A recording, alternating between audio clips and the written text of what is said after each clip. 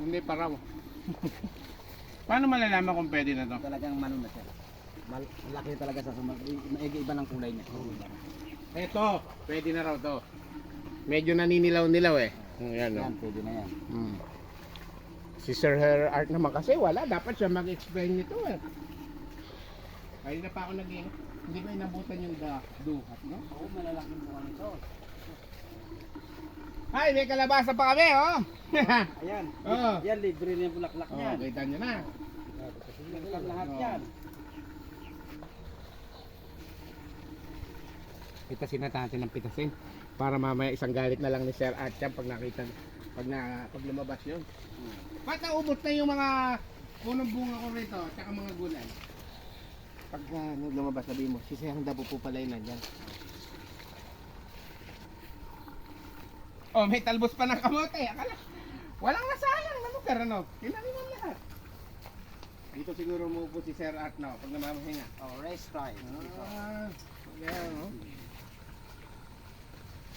Kaya may signal pa?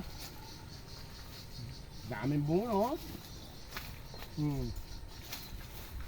Tapos yung mangga niya. Bakit ang bunga to? Wala pa. Okay. Pupunta naman tayo sa dragon fruit. Dragon fruit! Dragon fruit pala yun. Saan? Yun. May bunga pa? Hindi pa siya namumuna. So, ipakita ka natin kung Sorry.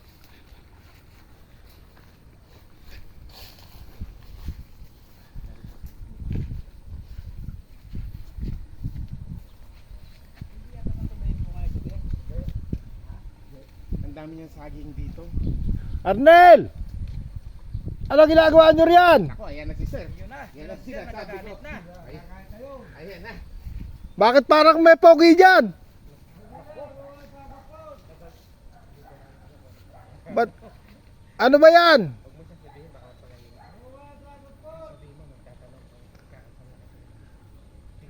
Eh bakit? Bakit hindi mo sinabi sa akin na may tao pala dyan? Nagtatanong po kamo ng Aalis tayo ngayon. Pupunta tayo ng Lambakin. farm. Ikakasal na po yata kamo kay kay Miss Blue. Oo. Halika muna. Kuya kamo kasi nagtatanong ng event place. Gusto daw kamo yung maraming puno kasi. Okay. Ganun sabi mo para kung sabihin ko mo tayong bayabas ha. Saka na pomegranate. Ay, kuya pala, nagtatanong pala eh. Kasi kakasal pala kay Miss Blue. Miss Blue eh. Kaya kung magkano daw yung, ano eh, yung Event place. list. Ayun si Sir Art. Ay, sa hello wakas, po. lumabas na rin pala. Ayun. Kanina pa kami hanap Ayun, na oh. hanap. Ayun si Sir Art. Yan. Sir Art, magandang buhay po sa Luzard Farm. Ayan po si Sir Art po natin. Meron tayong appointment, Arnel. Kanina pa tayo nagmamadali.